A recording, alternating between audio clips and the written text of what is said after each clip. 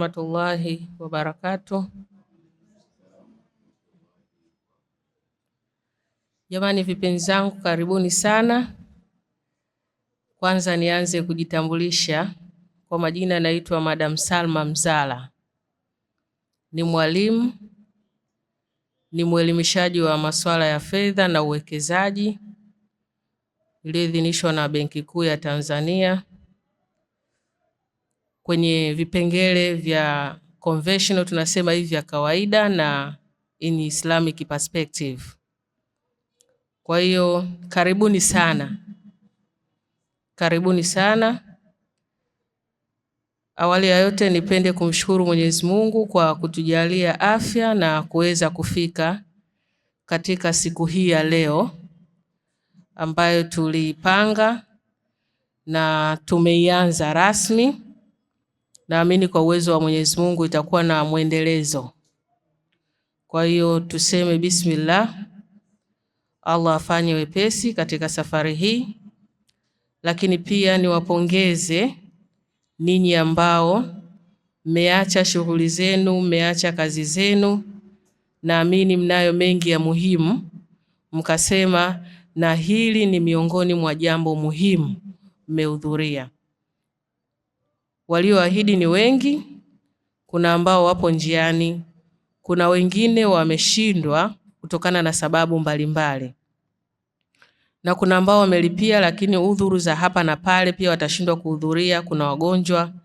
Kwa hiyo ndio maana tunasema sifa zote njema anastahili Mwenyezi Mungu kwa kutujalia kuweza kufika hapa.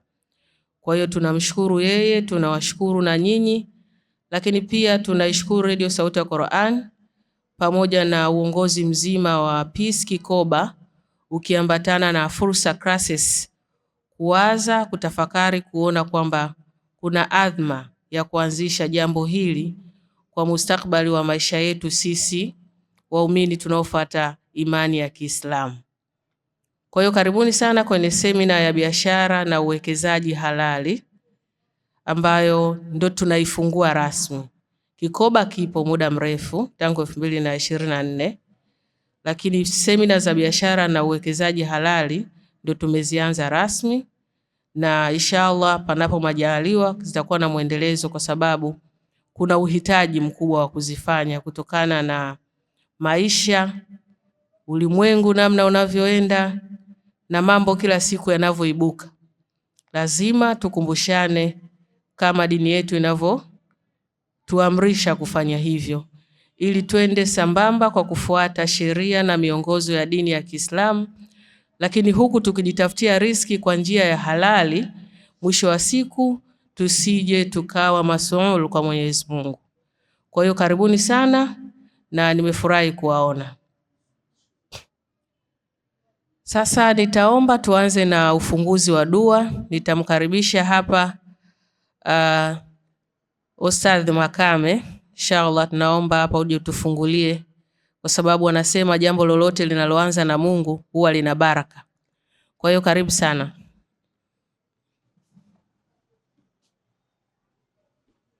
Assalamu alaikum warahmatullahi wabarakatuh.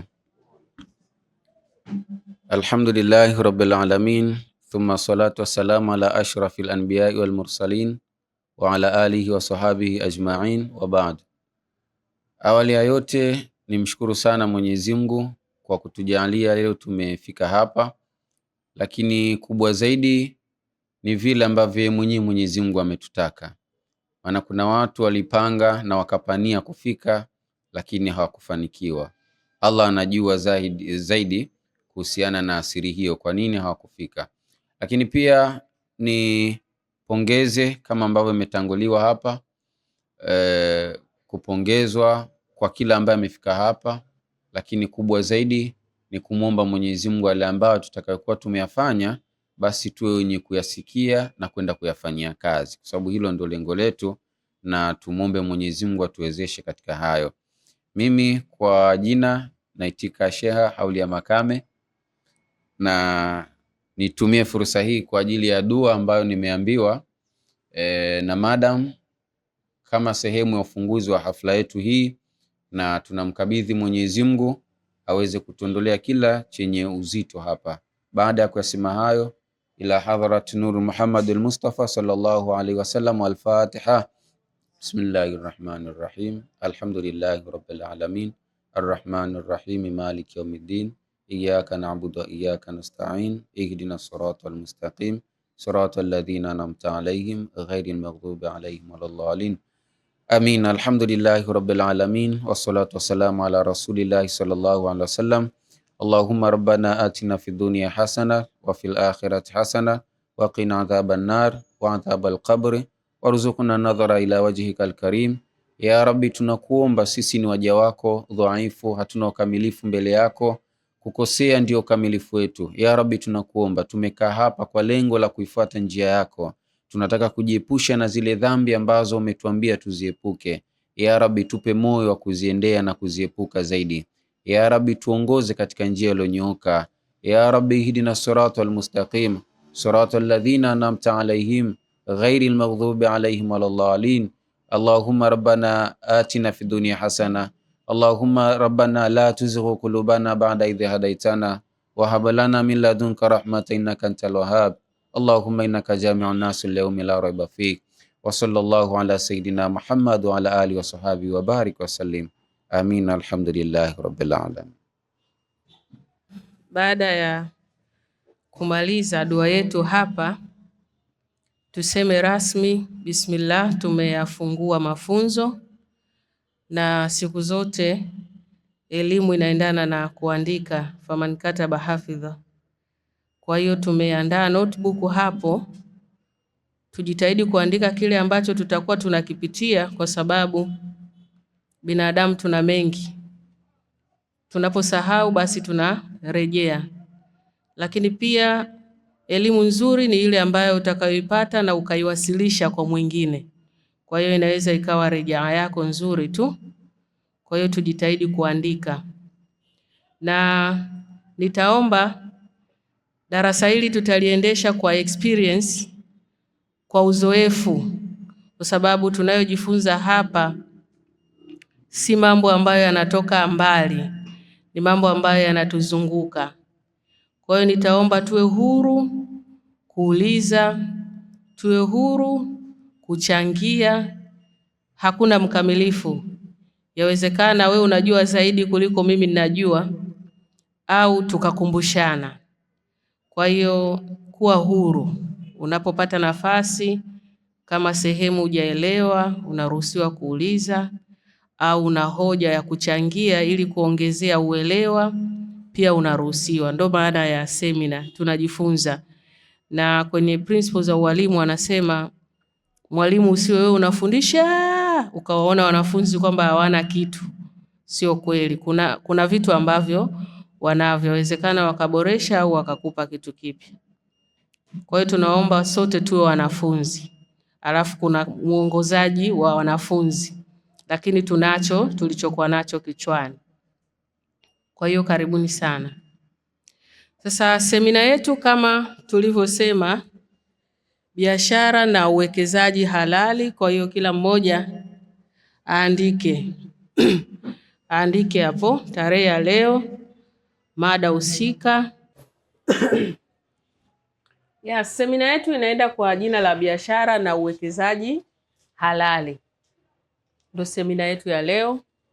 Kwa hiyo kabla hatujaendelea kwenye semina, kuna kitu nilikuwa naomba tuandike. Yaani tuandike, ni vitu vya msingi sana.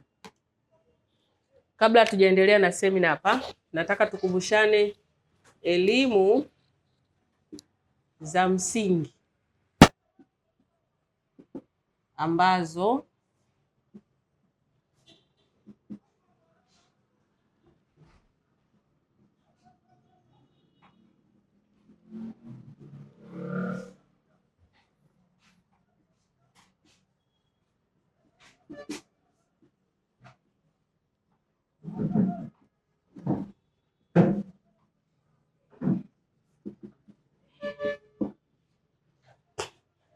elimu za msingi ambazo binadamu anatakiwa kuwa nazo ili kuyafikia mafanikio. Elimu za msingi ambazo binadamu anatakiwa awe nazo ili kuyafikia mafanikio. Kwa hiyo hizi nitakuwa naomba tuziandike, hatutazisoma zote, lakini naomba iwe kumbukumbu yako. Elimu za msingi ambazo binadamu anatakiwa kuwa nazo ili aweze kuyafikia mafanikio. Elimu ya kwanza tunasema mtaala rasmi, tunasema formal education. Ndio hizo elimu ambazo tunawapeleka watoto wetu mashuleni. Formal education ni elimu ambayo inamsaidia mtoto kujua kusoma, kuandika na kusomea taaluma fulani. Elimu ya pili ni informal education, mtaala usio rasmi. Ni elimu ambayo mtu anajifunza nje ya mazingira ya shule. Ndio kama hivi hapa sisi tunasoma. Hii ni informal education. Unaweza ukaisoma kupitia kwa wazazi, kwa watu wanaokuzunguka, kwa walezi. Ni elimu ambayo unaisoma kupitia kwa watu ambao wana uzoefu wa jambo. Elimu ya tatu ni elimu ya kumtambua Mungu. Hii ni elimu ya msingi sana ambayo binadamu anatakiwa awe nayo, kwa sababu elimu hii itamsaidia yeye kujua kwamba Mungu ameamurisha nini na amekataza nini. Sasa akibaki na elimu tu ya juu hapa bila ya kumtambua Mungu, ndio tunakuta kwamba mtu amepewa wadhifa sehemu fulani anaenda tofauti. Elimu ya nne ni elimu ya maendeleo binafsi, personal development. Maendeleo binafsi ni elimu ambayo inamsaidia yeye kujitambua yeye ni nani, anatakiwa afanye nini, na ameletwa hapa duniani kwa malengo gani, na namna gani ambavyo anaweza kuyafikia malengo hayo. Personal development ni elimu ya msingi sana ambayo binadamu anatakiwa awe nayo. Elimu ya tano ni elimu ya fedha. Ni elimu ambayo muhimu sana kuwa nayo ili uweze kuyafikia mafanikio. Kama utakosa elimu ya fedha, utakuwa na elimu za huku, lazima tu mambo yanaenda tofauti tofauti. Unafanya biashara, hakuna maendeleo. Unapata fedha, hujui uzifanyie nini. Na elimu ya tano ni elimu ya biashara. Biashara sasa, badala ya kuwa na elimu ya fedha, itakufundisha namna ambavyo fedha inatafutwa. Biashara ina mambo mengi na misingi yake na taratibu zake na kadhalika. Kwa hiyo hizi ni elimu za msingi ambazo binadamu kama binadamu anatakiwa awe nazo.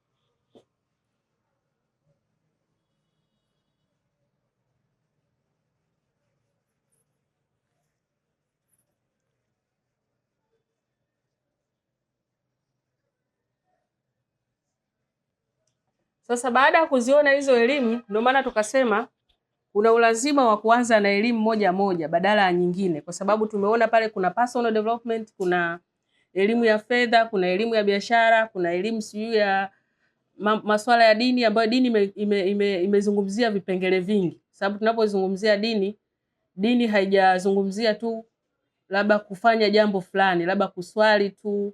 Imezungumzia masuala ya uchumi, imezungumzia masuala ya malezi, imezungumzia masuala ya jamii na kadhalika. Kwa hiyo sasa sisi kwenye hizo elimu zote tumechagua kipengele kimoja cha uchumi ambacho ndio tunaenda kukiangalia, na kipengele hiki ndio kinaongoza maisha ya watu wengi, kwa sababu hauwezi ukafika hapa bila kuugusa uchumi, si ndivyo? Lazima ule, lazima upande usafiri, lazima uende hospitali na mambo mengi tu. Uchumi unaguswa. Sasa uchumi huu unajumuisha mambo mawili, namna unavyopatikana. Uchumi unapatikana kwa kufanya biashara, uchumi unapatikana kwa kufanya uwekezaji. Sasa uwekezaji huko wa namna nyingi. Kuna kuwekeza kwenye nguvu, kuna kuwekeza kwenye maarifa, kuna kuwekeza pesa. Yote hiyo ni uwekezaji. Kuna kuwekeza muda. Kuna watu wanawekeza muda wanapata pesa. anatoka nyumbani anaenda kufanya kazi sehemu fulani, anatumia nguvu na muda kupata nini? Pesa, maana yake yeye ameajiriwa.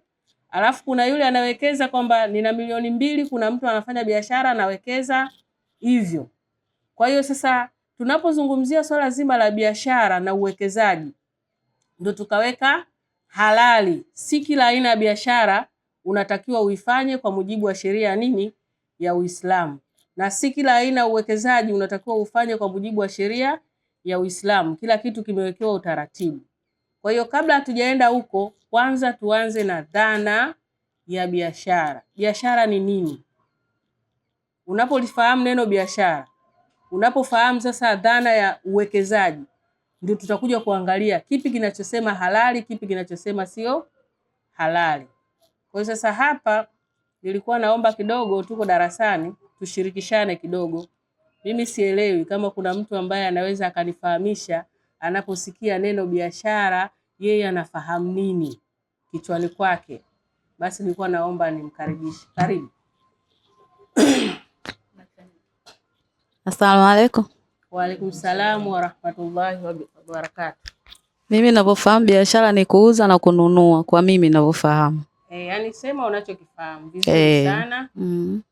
Dhana ya biashara. Lakini pia tuna dhana ya uwekezaji.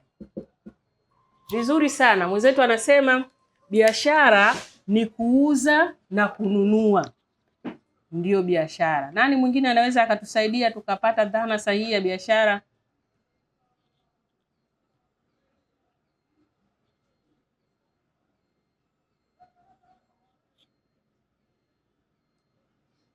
Dhana ya biashara. Sheikh, biashara.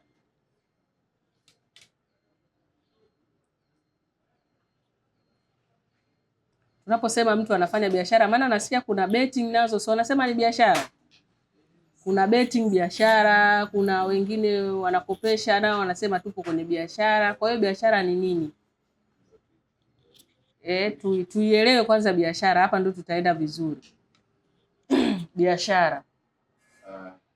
Kwa mimi ninavyoelewa, biashara ni shughuli yoyote ambayo inahusisha upatikanaji au uuzaji kwa lengo la kujipatia kitu fulani. Sawa, mwingine? Mariam. Mimi ninafahamu biashara kwa kawaida, biashara ni shughuli ya kiuchumi ambayo inahusisha kununua na kuuza bidhaa kwa watu husika ili uweze kupata faida. Sawa, kwa hiyo sasa tusiende mbali. Tunaposema biashara, wote mmesema vizuri. Tunaposema mimi nafanya biashara, maana yake lazima kwanza kuwe na mfanya biashara hapa, alafu lazima kuwe na mteja, sawa Alafu lazima kuwe na huduma au bidhaa. Hichi ni kitu cha msingi, kuwe na huduma au bidhaa ambayo huyu mteja anaipata. Yaani mimi ninafanya biashara, lakini hii biashara ninamfanyia nani sasa? Maana yake ninampa huyu mteja. Mteja huyu nampa nini? Either nampa huduma, ninamhudumia kitu fulani. Maana yake sasa mteja hapa anakuwa na tatizo. Mteja hapa anakuwa na tatizo, mimi ninakuwa na suluhisho. Sawa Kwa hiyo mimi ninampa suluhisho na yeye ninamtatulia tatizo either la huduma au bidhaa. Sasa baada ya kumtatulia huduma au bidhaa, kinachokuja kuleta hapa ni faida.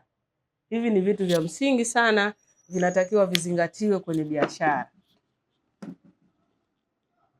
Tunaweza tukasema ni misingi mikuu ya biashara. Kuna vitu vingi, lakini hii ni misingi mikuu ya biashara. Lazima kuwepo na mfanyabiashara, lazima kuwepo na mteja, lazima kuwepo na huduma. Sasa hii huduma hii, namna ya kuitoa hapa ndo inahitaji msingi sasa. Ili utoe huduma hiyo sasa utaangalia, ili nitoe huduma ya usafiri ninahitajika niwe na nini? Ili nitoe huduma ya kuuza viatu, hiyo huduma ya bidhaa ninahitajika kuwa na nini? Ndio katikati hapa tunakutana na kitu kinaitwa msingi, na kila biashara inakuwa na msingi wake kutegemea aina, lakini pia tunategemea na ukubwa wa biashara ambayo tunataka kuifanya. Kwa hiyo sasa, ili tuseme mtu fulani anafanya biashara, tukubaliane kwamba lazima awe anatoa huduma, anatatua tatizo. Sawa? Baada ya kutatua lile tatizo, alipwe kutokana na utatuzi wa nini? Wa tatizo. Kinyume na hapo, sio nini? Biashara. Na hapo ndipo tunapokuja kuzikataa baadhi ya biashara haramu. Kuna biashara haramu hapa tunaenda kuzikataa. Kwa mfano, biashara ya kuuza madawa ya kulevya. Kuna tatizo linatatuliwa pale? Badala yake watu wanapata madhara. Sasa wewe ukiwa mfanyabiashara, concern yako unatakiwa uconcentrate katika kuondoa nini? Tatizo. Ili mtu akishaondolewa tatizo, aseme yes, nimeridhika na kulipa. Sawa? Kwa hiyo mtu unapomwambia hii sio biashara halali kwa sababu hana tatizo ambalo anafanyaje? Analoliondoa. Betting. Kwa nini ni haramu? Kuna tatizo linaondolewa kwenye betting. Uwekezaji sio pesa. Hata maarifa pia ni uwekezaji. So unaona hapa nyinyi mnachokifanya hapa mnawekeza. Kwa sababu gani? Hiki kitu unachokiwekeza utaenda kukitumia baadaye na kitakuletea manufaa. Ndio tunasema uwekezaji. Hata unapomsomesha mwanao, pale unafanya nini? Uwekezaji. Yaani tunaposema unawekeza, maana yake unakihudumia kitu au unatoa gharama ya kitu, lakini baada ya muda hicho kitu kitakuletea manufaa. Manufaa yanaweza yakawa ya fedha, manufaa yanaweza yakawa maarifa, manufaa yanaweza yakawa ya sifa au chochote. Unawekeza. Sawa? Sasa tukija kwenye mnasaba wa biashara katika uwekezaji, tunachokiangalia kwamba wewe unaweka asset ili baadaye iweze kukupa faida. Ndio tunasema unafanyaje? Unawekeza. Sasa katika kuwekeza, unaweza ukawekeza kwa wafanyabiashara. Kuna vitu viwili. Unawekezaje kwa mfanyabiashara? Kwa mfano, mtu amefungua duka, anahitaji kuongezewa msingi. Sawa? Wewe una pesa ila hauna muda wa kuisimamia biashara. Unachokifanya, unampa yule pesa, sawa? Aiendeleze ile biashara yake. Wewe ufanye ile biashara, ila katika kumpa ile pesa kuna makubaliano ambayo mmeingia katika faida ambayo atakayoipata na wewe utanufaika nayo. Kwa maana huyu atakuwa anafanya biashara, huyu mwingine amewekeza. Kwa maana yeye kuna asset ameiweka pale, lakini baada ya muda asset ile itamletea faida. Si tumepata hapo dhana hizo? Kwa hiyo mwekezaji sio lazima awe mfanyabiashara, ila mfanyabiashara anaweza kuwa mwekezaji na muda huo anaweza kuwa mfanyabiashara. Kwa nini? Biashara inahitaji muda, inahitaji kusimamiwa. Lakini kwenye uwekezaji unaweza ukaweka fedha alafu we haupo na baadaye faida inakuwa inazalisha kulingana na kitu ulichowekeza au thamani. Kwa mfano, unaweza ukawa na 2,000,000 sasa hivi. Ukaenda Kimbiji huko kanunua heka moja. Labda ukanunua 3,000,000. Ukaihifadhi ile heka, labda baada ya miaka 4 haitakuwa tena 3,000,000, maana yake thamani yake imepanda. Kwa hiyo ulivyonunua mwanzoni pale umefanyaje? Umewekeza, kwa maana baadaye kile kitu kitakuwa na faida. Sawa? Tumeelewana hapo? Kwa hiyo lakini mimi mfanya biashara inanihitaji muda, inanihitaji usimamizi, inanihitaji vitu vingi sana ili niweze kuipata ile faida. Na ndio maana hata ukiangalia faida inayopatikana kwenye uwekezaji na kwenye biashara ni vitu viwili tofauti. Kwenye uwekezaji faida zake zinakuwa ndogo ndogo. Hata unapoenda kuweka labda pesa kwenye zile akaunti zinazoendeshwa kwa kufuata sheria, anaweza kukwambia tu utapata 5%, 10% ya faida. Lakini ukiingia kwenye biashara ile faida unaweza ukaitengeneza kwa mwezi au kwa siku. Kwa sababu gani? Biashara ina take riski, lakini muda huo huo biashara inasaidia kupata faida kwa haraka na inahitaji muda pia. Sisi tumeelewa hapo hizo dhana mbili.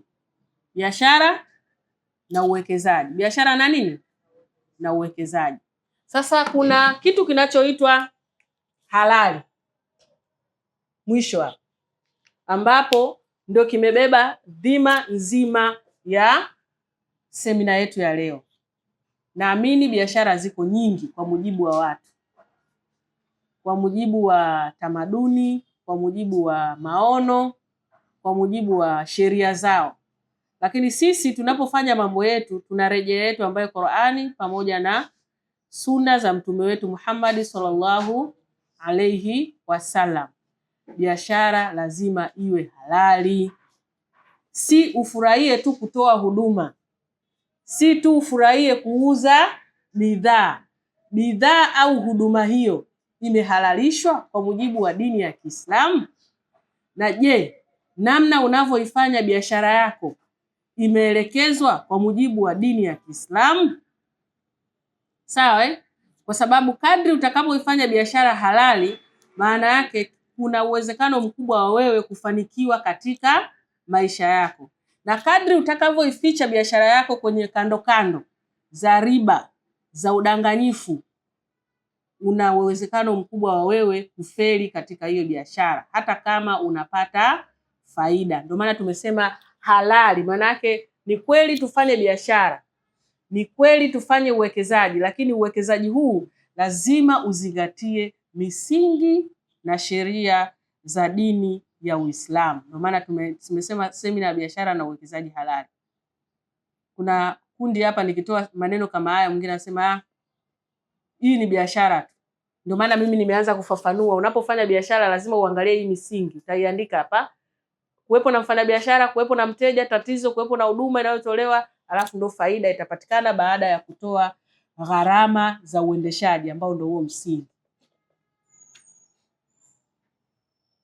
Sasa uhalali wa biashara unakuja wapi? Tunaangalia huduma na bidhaa unayoitoa. Lazima irejelee katika Qur'ani na misingi ya dini. Kwa maana biashara hiyo isiwe inasababisha madhara kwa watu. Kwa sababu Mwenyezi Mungu kila alichokikataza kina madhara. Mungu alivyoikataza pombe ameshaona madhara yake, si ndivyo? Yaani Mungu hawezi kukataza kitu kisichokuwa na madhara. Ila sisi tunapima faida kwa macho. Yaani aliposema msinywe pombe, kashajua kabisa kuivuruga akili. Maana yake hautawaza sawa sawa. Na usipowaza sawa sawa, maana yake utafanya vitu tofauti na ubinadamu. Utaiba, utatukana, yaani utafanya vitu ambavyo havijaruhusiwa kwa mujibu wa Mungu. Sasa kama wewe ni Muislamu ukiifanya ile biashara, maana yake na wewe nao unaingia kwenye nini? Uharamu, kwa sababu unatoa huduma au bidhaa ambayo inasababisha madhara kwa watu. Mungu alivyoikataza riba, hajakataza tu, aliona madhara yake. Kwanza amekemea. Kwenye surati Bakara amesema Mwenyezi Mungu ameruhusu biashara na ameiharamisha riba. Na pia amezidi kuongea kwamba atakayefanya biashara ya riba anapigana vita na Mwenyezi Mungu. Sasa vita vya Mwenyezi Mungu utaviweza? Sasa Mungu hawezi akaja uso kwa uso hivi akakwambia sasa tupigane, hapana. Anachokifanya, umenunua pikipiki lako la mkopo wa riba, unaendesha mpaka pale limepiga nini? Msamba, limebaruka. Umenunua gari, umenunua nyumba, umewekeza biashara, inapigwa moto. Kwa sababu gani? Ni vita ambayo umeitangaza na nani? Na Mwenyezi Mungu. Lakini kwa sababu sisi tunaangalia tu faida, hatukumbuki caution ambayo iliyowekwa pale kwamba unatangaza vita, unafurahia tu, umechukua mkopo wa riba, umefanya nini, lakini mwisho wa siku madhara yanakuja, unaanza kujilaumu. Unaanza kusema kwamba mimi mbona sifanikiwi?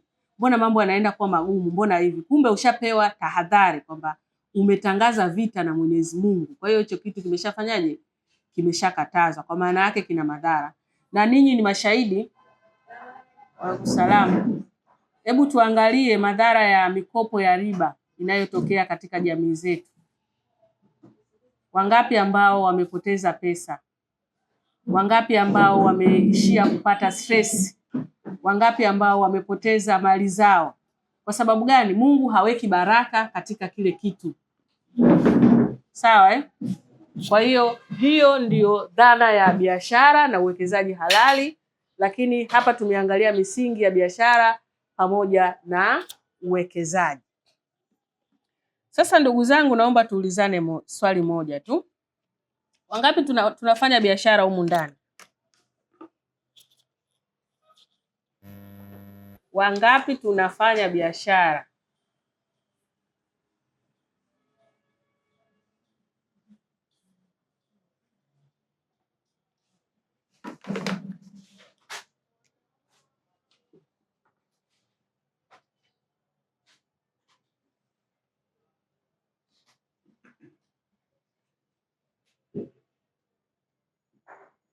Naomba hii kila mtu aandike namna ya kupata wazo la biashara. Namna ya kupata wazo la biashara.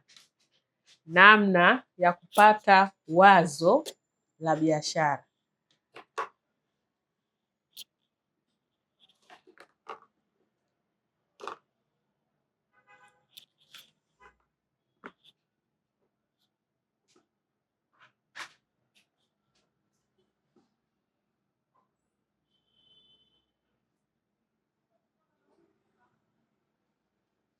Nadhani isiko chini ya joto, upandishe kidogo iwe 20 ngapi?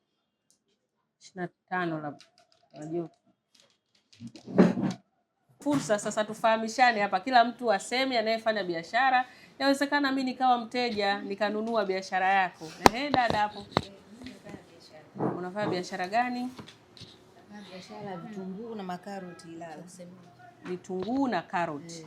Ilala hapo. Upo Ilala kwa maana. Sawa, vizuri sana. Haya, mwingine pale nikitaka vitunguu, nikitaka zangu karoti, naitwa nani? Sharifa. Da Sharifa. Sawa. Mwingine jamani anayefanya biashara. Asalamu alaykum. Wa alaykum salaam wa rahmatullahi wa barakatuh. Mimi nafanya biashara ya pilipili. Ya pilipili. Mashaallah. Pilipili mbichi, naona sasa wajasiriamali kama hawa. Mzigo huu hapo. Sawa. Mwingine pale nikitaka pilipili nazipata. Baba hapo kaka. Naam. Biashara? Nafanya. Hauna biashara? Nafanya. Unafanya? Biashara gani tutangazie? Nauza madawa ya asili. Madawa ya asili, mashaallah. Wapi ofisi? Chanika. Sawa. Madawa ya asili tukihitaji tunayapata hapa kwa Shekhe Sultani Muhammad. Sawa. Mwingine?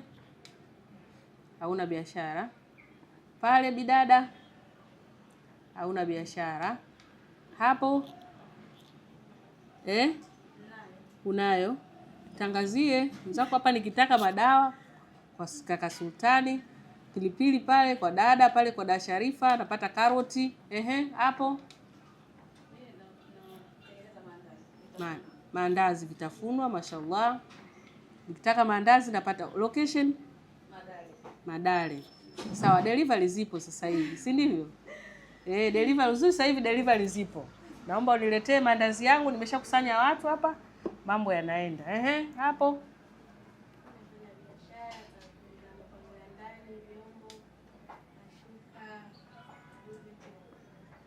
bidada hapo fanya biashara ya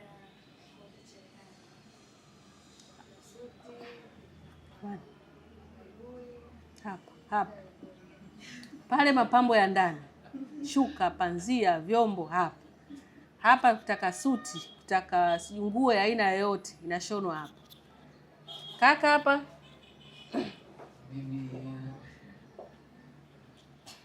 mimi mabaibui. Jamani, ukitaka mabaibui kwa kaka Shekha hapa. Kaka pale hatuja kusahau. Mimi nafanya biashara ya Sendro.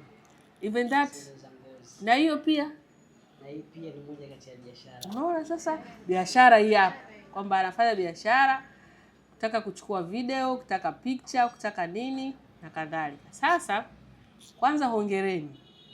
Hongereni sana kwa kufanya biashara, na tafiti zimefanywa, wanasema 70% ya uchumi unaokuwa unasababishwa na shughuli za biashara. Kwa maana biashara inaongeza pato zaidi, kwa sababu unapoweka msingi unazaa, si ndio? Kwa hiyo ili tuweze kujikwamua kimaisha, hatuna budi kuiacha mbali biashara, kwa sababu hata mtume wetu Muhammad sallallahu alaihi wasallam alikuwa anafanya biashara, si ndivyo? Tukimrejelea Bi Khadija, alikuwa anafanya biashara na alikuwa mfanya biashara mkubwa. Kwa hiyo ili uweze kufanikiwa kwenye maisha, biashara tunasema haiepukiki. Biashara haiepukiki. Kwa sababu gani? Kwa sababu mtu tu anapozaliwa huduma imeanza, anahitaji. Mtu tu anapozaliwa atahitaji bidhaa. Kwa hiyo watu ni fursa, ndio Waswahili wanasema. Watu ni nini? Yaani sehemu ambayo watu wapo, lazima ufikirie kwamba watu wanahitaji nini? Sawa Na pale ndipo linapokuja wazo la biashara. Yaani hao watu niliokuwa nao hapa, nikiwaangalia sura zao, nature zao, dini yao, mambo yao, wanahitaji nini ambacho mimi ninaweza nikawapa. Sawa Au ninaweza nikakiuza, wakanipa, wakakinunua, nikapata faida. Pale ndipo linapoanza wazo la biashara. Na ndio maana tunaitana kwenye hizi semina mara nyingi, kwa sababu mimi nimekuwa muumini wa kufanya research na kuangalia namna gani ambavyo tunazika misingi. Naposema kuzika misingi, sisi tunaelewana? Yaani tunaanzisha biashara ambazo either katika sehemu ile haina uhitaji, ina uhitaji sehemu nyingine, au kwa muda ule bado inahitaji muda. Sawa Au biashara uliyoianzisha umeianzisha bila kuwa na elimu nayo na taaluma nayo, inahitaji taaluma ili iweze kukulipa. Sawa Kwa hiyo kwenye biashara hapa, kwenye wazo la biashara, kuna watu wanaanzisha biashara hawana elimu nazo, swala la kwanza, au wameanzisha biashara sehemu sizo. Tuelewane, sio hiyo biashara kwamba hailipi, hapana. Ila ulipoianzisha sio sehemu sahihi. Au ameanzisha biashara anahitaji uboreshaji.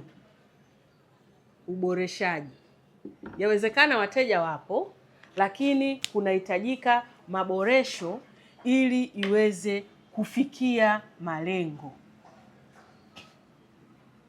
Kuna ambao wameanzisha biashara hawana elimu nazo.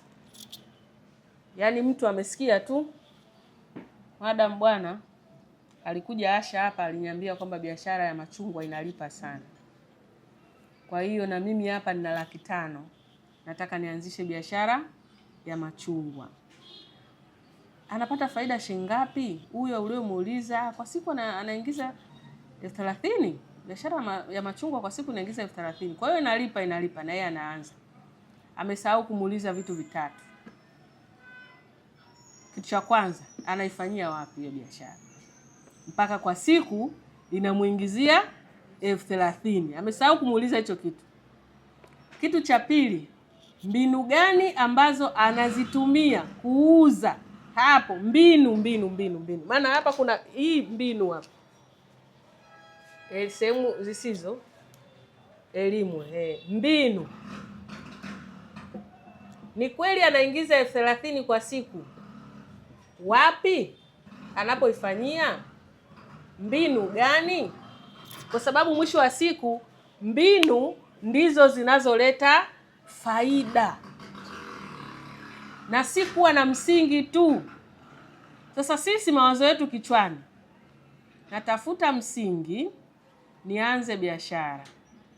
Sawa Tunasahau kujiuliza mbinu tutakazozitumia kuhakikisha tunawapata wateja, kwa sababu mwisho wa siku biashara sio capital, biashara sio msingi, biashara ni wateja, kwa sababu wao ndio unaowaanzishia. Sawa eh? Kwa kuna mtu anafungua tu biashara ana milioni 10 yake imeingia pap sawa. Haya, kuna mtu anafungua biashara kwa sababu amepata milioni 10 yake. Kitu anachoanza, anaanza kupamba ofisi vizuri, furniture nzuri, mzigo mkubwa. Sawa eh? Hajui wateja anatoa wapi. Hapo ndipo tunaposema wanazika msingi. Wanazika msingi. Na ndio maana biashara hizi unazikuta baada ya miezi 6, baada ya mwaka, zimefanyaje? Zimekata, kwa sababu maybe nilipata pesa yangu huko ya urithi milioni 2, imekuja faster hapo, nikaenda kwa Mwajuma kaniambia machungwa analipa, nishalipia frame pale, nishanunua kila kitu, nakaa sasa naanza kuifanya biashara, wateja hawapo. Sasa naomba leo tuwe mabalozi. Kabla hujaanza kufanya biashara, kwa nyinyi ambao mjaanza kufanya biashara, tena nyinyi ni opportunity nzuri. Kabla hujaanza kufanya biashara, fikiria namna utakavyopata wateja. Kwanza mkakati A. Sawa eh? Iona hiyo inahitaji nini kabla ya kuiwaza pesa ya kuanzishia biashara, na hicho kitu ambacho wanachokihitaji kwa kiasi gani. Sawa eh? Kwa hiyo sasa tunakuja wazo la biashara linakujaje? Naenda kukufundisha kuanza wazo la biashara. Hizi nimeandika hapa. Namna ya kupata wazo la biashara. Usianze na msingi kumwambia mama nataka msingi wa milioni 2 nifungue biashara. Anza na hichi kitu. Angalia tatizo. Tatizo la huduma au bidhaa. Tunaanzia hapa jamani, tusipoteze pesa. Yaani tunazika pesa nyingi sana. Angalia tatizo. Hiyo jamii uliyokuwa nayo ina tatizo gani? Kwa sababu mwisho wa siku unapomtatulia mtu tatizo, si ndipo anapokulipa Sasa umeleta biashara ambayo yani kwake sio tatizo, kwa hiyo anaiangalia, anaondoka. Anapita, sasa mimi nipo barabarani, nimefungua barabarani lakini wateja hamna, na wengi tunajidanganya sana. Mshawahi kupita sehemu ukakuta mafelemu mengi? Yule aliyojenga pale unajua alisemaje? Yaani nyumba yangu iko barabarani, kwa hiyo hapa nitajenga felemu nyingi. Kwa hiyo mwisho wa siku zile felemu zinaishia kuchakaa. Hamna mpangaji. Kwa sababu gani? Pale alipo jamii iliyopo watu wachache, cha kwanza. Cha pili, aidha huduma anayoitoa si hitajio kwao. Kwa hiyo umetengeneza felemu 10, wapangaji hamna wa hiyo felemu. Watu wanajifanyia biashara zao kwenye vibanda. Yaani bado wapo kwenye level ya vibanda. Wewe umeenda kuwatengenezea felemu nzuri ambazo umezika msingi wa milioni 10. Kitakachokuja kufanyika kila mwaka unavyoenda, jengo linafanyaje? Linachakaa. Kwa hiyo muda utakapokuja kulipangisha hilo jengo, labda 20,000 tayari limeshachoka. Targeting, hajaangalia, hajafanya tafiti kuangalia sasa hivi hapa panahitajika nijenge felemu ya staili hii, au hapa niende nao kwa vibanda hivyo hivyo kutokana na level zao. Kwa hiyo kitu cha kwanza kabla ya kuanza, angalia tatizo. Wanahitaji nini? Sawa Nimeshaliona tatizo kwa kiasi gani? Kiasi gani hilo tatizo linahitajika? Kuna sehemu ukienda wanahitaji sheli. Si pikipiki zipo? Anahitaji sheli. Anatamani na yeye aende sheli. Lakini wewe mfanyabiashara ukienda kuwekeza sheli pale itakulipa? Kwa siku unawauzia bodaboda 5. Wa kijiji kizima ndio wanajua au bodaboda 5 tu. Sasa umejenga sheli yenye gharama ya milioni 20, sijui milioni 30, sijui bilioni. Umeweka mlinzi, umeweka wafanyakazi. Mauzo kwa siku shilingi 20,000. Itaenda hiyo biashara? Yanakufa. msingi umezikwa pale. Yaani unaona kabisa kuna hela imefanyaje? Imezikwa sehemu. Yaani unasema hii hela angeipeleka sehemu ingefanya kitu kizuri. Kwa hiyo jamani, kabla hatujaanza biashara lazima tuanze kulikumbuka tatizo. Watu wana tatizo gani? Watu wanataka huduma gani? Kwa kiasi gani? Ni kweli nimefika labda kwenye kijiji fulani au kwenye eneo fulani, hapa ninavyoona hapa wanahitaji usafiri wa bajaji. Lakini wangapi wanaotoka kwa siku kwenda mjini na kurudi? Kwenye hicho kijiji ukikiangalia kwa siku, wanaoenda mjini watu bajaji yako utakaa naye ndani. Alafu utasema nafanya biashara, nimerogwa. Biashara hainilipi. Mambo magumu. Kwa hiyo jamani, wazo la biashara ni kufikiria tatizo. Kama tatizo lipo na una uwezo wa kulitoa na linahitajika kwa kiasi kikubwa, hapo ndo tunaposema ianzishe hiyo biashara. Sawa Yaani uwezo ukasema nataka nifungue saluni. Sehemu ambayo unaona watu bado wanaendelea kusukana nje. Kipato chao kwa siku 2,000, 1,000 hawana kabisa.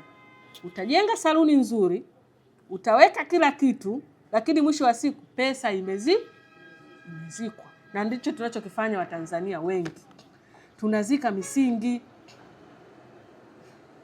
Tunaanza biashara kwa kukurupuka, kwa kusikia. Yaani nimesikia biashara fulani inalipa.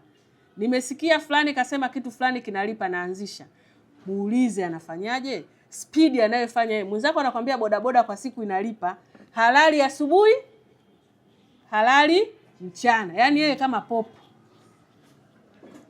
Akienda kupumzika masaa mawili. Lazima akwambie bodaboda inalipa kwa sababu anapiga kazi. Analala muda mchache. Akiamka asubuhi, kapumzika kidogo anaenda hivi.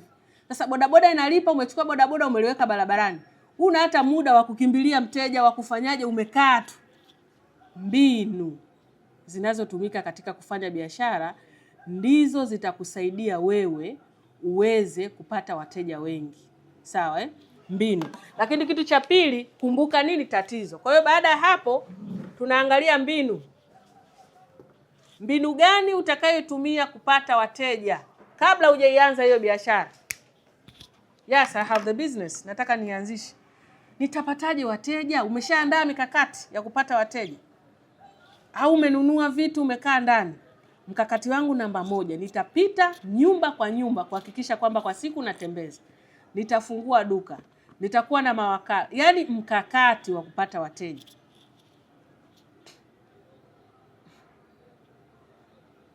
Baada ya hapo sasa ndio tunaenda kwenye mpango mzima wa biashara. Sasa hapa kwenye mpango wa biashara kuna mambo mengi. Lazima uiangalie biashara yako utaifanyaje. Nani ataisimamia? Jamani, hapa naomba tuweke nani. Biashara inahitaji usimamizi 80%. 80% biashara inahitaji usimamizi. Na watu wengi ndio tunafeli hapa. Kuanzisha sio shida. Nani ataisimamia usimamizi? Usiseme tu nataka nimfungulie mwanangu kitu fulani, biashara fulani. Nani ataisimamia? Without supervision hakuna biashara. Utaanzisha, itakufa, watakudhulumu. Watakudhulumu kwa sababu gani? Hauisimamii. Usimamizi. Tunaanzisha sana biashara, yaani biashara nyingi mashallah, nyingi mno. Usimamizi hazina. Biashara ikikosa usimamizi lazima ife. Hapa tumeona mbinu za kutafuta wateja. Yawezekana umepambana kwenye mbinu vizuri tu, marketing unafanya vizuri nini, usimamizi wa biashara haupo. Na ndio maana biashara nyingi zinakufa mapema tu, zikishaanzishwa baada ya mwaka imepotea, kwa sababu umefungua biashara, umeenda kumtafuta mdogo wako kule somewhere, tunafanya hizo biashara sana, umemweka. Malengo ya biashara unayo wewe, mfanyaji wa biashara akukaa pale yuko yule, ambaye hajui kwa nini amekuja hapa. Atakachokifanya, ameuza kwa siku 1,000,000, anaiona nyingi, anaondoka nayo. Kwa sababu gani? Hana malengo.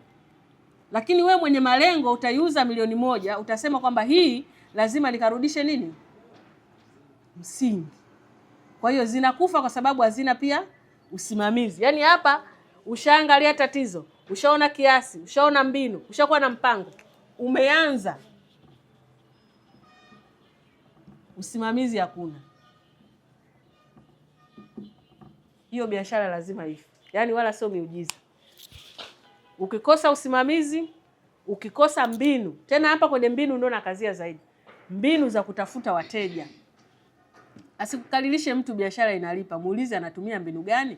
Mtu anatumia matangazo 1,000,000 kwa mwezi. Kwa nini simlipe? Anatumia watu, anawalipa kila kona, ana mawakala. Kwa nini simlipe hiyo biashara? Lakini wewe umeanzisha biashara, ni wewe tu umekaa nayo, hauna mkakati wowote. Sasa hivi tunasema tuna digital, tupo kwenye zama za sayansi na teknolojia. Hauna mbinu ya kuihamisha biashara yako kwenye mitandao ya kijamii, ambapo watu ndio wamehamia huko. Watu sasa hivi taarifa nyingi wanazipata huko, biashara nyingi wanazipata huko. Sasa wewe umebaki kwenye zama zile zile za zamani. Kwa hiyo lazima mauzo yatapungua. Kwa hiyo mbinu ni kitu cha msingi sana cha kuzingatia kabla haujaanza biashara. Hakikisha umejua tatizo, kiasi, mbinu, mpango, kila kitu. Sasa ndio unaangalia, sasa hapa nimefanya tafiti, nimeona kwamba hii biashara na mikakati niliyoianza inaweza ikaenda. Sasa bismillah. Inahitaji kiasi gani? Hela ni final. Sawa Yaani tusianze na ile msingi kabla hivi vitu. Mwisho wa siku tunaanzisha biashara ambazo kila siku zinaanza zinafeli, zinaanza zinafeli, zinaanza zinafeli. Tunatengeneza, tunaita mnyororo wa umaskini wa kusikia. Yaani nilisikia biashara fulani inalipa, nikaenda kuifanya. Sasa nilivyoona inanisumbua, sijamuuliza yule mbinu alizochukua, maumivu aliyoyavumilia hajaniambia, ila mimi tu nilisikia inalipa. Kila biashara ina changamoto my dear. Kila biashara ina changamoto. Sasa sisi tunachokifanya, tunakuwa na stage, kuna stage 5 za biashara. 1, 2, 3, 4, 5. Hapa nilisikia. Sawa Nilisikia biashara ya mbilimbi inalipa. Mama Juma anauza mbilimbi na zinamlipa sana. Sasa nimetamani. Nimeingia sasa, nimekuja kuona uhalisia wa namna biashara ya mbilimbi inavyolipa. Kwangu hainilipi. Kwangu haifanyaje? Hainilipi, tofauti nilivyoambiwa. Sasa kama hainilipi nafanyaje? Nakuja hapa kwenye namba 3. Hofu. Hapa kwenye hofu sasa. Alafu Mama Juma muongo kweli yani. Yaani aliniambia biashara ya mbilimbi inalipa, mbona hata hailipi? Sijui nini na nini. Badala ya kurudi kumuuliza, hivi wewe unafanyaje au unatumia mbinu gani? Anaanza kulaumu. Sasa akianza kulaumu hapa, haji stage number 4 ya kujifunza, haji hapa. Hapa haji. Hapa. Anachofanya anaenda kusikia kingine, anaenda kuanzisha. Nacho kikimletea, kumbe alitakiwa aje stage number 4 hapa ajifunze. Either aboreshe. Sawa au afanye tafiti kwa sana aone kweli kinahitaji kubadilisha. Sasa yeye anaishia hapa, anaenda kuanza kitu kipya. Kwa hiyo nimesikia, ninaanza, hofu, ninarudi. Ndio tunavyofanya kila siku. Leo nimeanza maparachichi hayalipi, kesho nimeanza minazi hailipi, kesho kutwa si nimeanza nini. Lakini wenzako wanafanikiwa kwenye hiyo biashara. Tunasahau kuwa mafanikio yanahitaji kujituma. Mafanikio yanahitaji subra. Mafanikio yanahitaji kujitoa, sacrifice. Lakini pia tusisahau kujifunza. Mambo yanabadilika. Mambo yanafanyaje? Namna alivyofanya biashara baba yangu ni tofauti na biashara tunavyofanya sasa. Kwa hiyo kama hautaenda na zama, hautaenda na mabadiliko, kila siku utaishia kulalamika. Kwa hiyo tukubali kubadilika kutokana na nini? Na zama. Sasa hivi tunajifunza hadi online. Zamani si kama hivi madarasa unaweza kulifanya pia online. na hivi tukaa kama hivi tulivyo tunasoma na tukamaliza session, tukaulizana na maswali tukaondoka. Lakini zamani yalikuwa hayawezekani.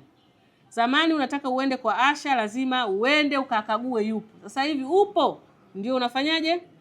Kwa hiyo kama mfanyabiashara lazima ujifunze, ili ujue mbinu mpya, ili ujue mikakati mipya. Lakini pia biashara inahitaji masoko na matangazo. Masoko ndo kutangaza na kuuza, kujifunza namna gani ambavyo unaweza ukaiuza biashara yako. Yote ni nini? Ni elimu. Kwa hiyo naamini hapa tumeshapata namna ya kupata wazo la biashara. Naomba swali kwanza kabla siendelea hapa. Nimefundisha vitu vinne: dhana ya biashara, dhana ya uwekezaji, kwa nini biashara hii itwe halali, lakini pia tumekuja kuangalia namna ya kupata wazo la biashara. Tunaelewana hapo? Au nawaacha naenda spidi? Tunaenda vizuri? Bidada uko naitwa nani? Raya. Unaelewa? Dada hapo umekuja katikati. Tulianza na dhana ya biashara, tukaja uwekezaji, kwa sababu semina yetu nasema biashara na uwekezaji halali. Sasa kabla tujaenda kuyachimba huko, tuelewe, mtu akikwambia unafanya biashara uelewe maana biashara ni nini. Sawa Tukasema ili uwe mfanya biashara tunasema lazima utoe huduma au bidhaa, utatue tatizo la watu, alafu watu wakulipe ndio upate faida. Ukifanya kinyume na hapo sio biashara. Na Mwenyezi Mungu katika Qur'ani sura Al-Baqara sura ya 2 aya ya 275 nadhani Mwenyezi Mungu anasema amehalalisha biashara na amekataza riba. Kwa hiyo biashara ni nini? Uza bidhaa, toa huduma. Baada ya hapo kuna gharama zile ulizozitumia, ndio msingi weka sasa faida yako inakuwa ya halali. Na tukasema biashara lazima iwe inatatua matatizo ya watu, sio inayoleta madhara kwa watu. Ni kweli ukipeleka kiungo cha albino unapata fedha wewe, lakini madhara ya watu huku, hiyo ni haramu. Ni kweli madawa ya kulevya yanalipa, watu wanajenga magorofa makubwa. Hebu tuangalie vijana ambao tunawaumiza mtaani. Mama zao na wenyewe wanatarajia kitu kutoka kwao, lakini ndio vile. Ila wewe upo kwenye jumba kubwa, usafiri safi, faida nzuri, unasema unafanya biashara. Hizi sio biashara halali. Na Mwenyezi Mungu alipokikataza kitu maana yake anajua kina madhara yake. Kwa hiyo tuwe na wepesi wa kuitikia katazo la Mungu. Yaani no judgments. Yaani Mungu akisema hiki ni haramu, ni haramu tu. Sema mimi sijaweza kukitekeleza. Allah niwezeshe. Lakini usianze kupindisha hivi. Sasa unaona kuna mtu aliniambia, sasa kwani kuna tofauti gani kati ya riba na faida? Kulikuwa na mbishano mzito sana kipindi tuko chuo. Wanasema kwani kuna tofauti gani kati ya riba na faida? Si yale yale. Nikawaambia kwani kuna tofauti gani kati ya ndoa na kumchukua mtu kukaa naye? Si taratibu lazima ufuate utaratibu. Yaani utaratibu ndio unaofuata ili kitu kiwe halali. Kuna ambao wanasema mtu ukikaa naye mwaka mmoja ndo sahihi, ndo ndoa, si ndivyo? Lakini dini inasemaje? Ni haramu Kwa sasa usilete ujuaji katika, yaani ishasemwa hii fanywe hivi, iwe hivi ndo halali. Kwa hiyo kama na wewe ni muumini wa hiyo dini, accept hiyo, usilete hoja. Uanze kusema sasa kwani nikiweka faida si ndio yale hii ndo riba imeelezewa na faida imeelezewa kwa upana tu. Kwa hiyo lazima tufuate misingi na taratibu za kufikia huko. Sisi tumeelewana hapo. Kwa hiyo naomba maswali kabla hatujaendelea.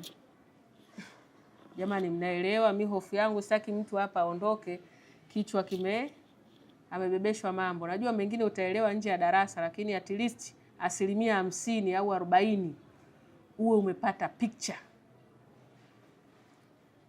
Wazo la biashara. Utasema nina msingi wa milioni 1 nataka kuanza nifanye biashara gani? Utamuuliza mtu hivyo? Mimi hapa natoa ushauri wa biashara na fedha. Watu wanakuja hapa ofisini. Mtu akiniambia tu na milioni 1 nataka nifanye biashara. Naambia subiri kwanza. Wewe hujaielewa biashara. Tuingie darasani. Kwa sababu hiyo milioni 1 hiyo itapotea. Sawa Itafanyaje? Nikamwambia hivi, unaielewa biashara ni nini? Biashara sio pesa. Biashara ni wateja. Yaani hao ndo rule core. Yaani kama hakuna wateja, milioni moja yako sio kitu. Sawa eh?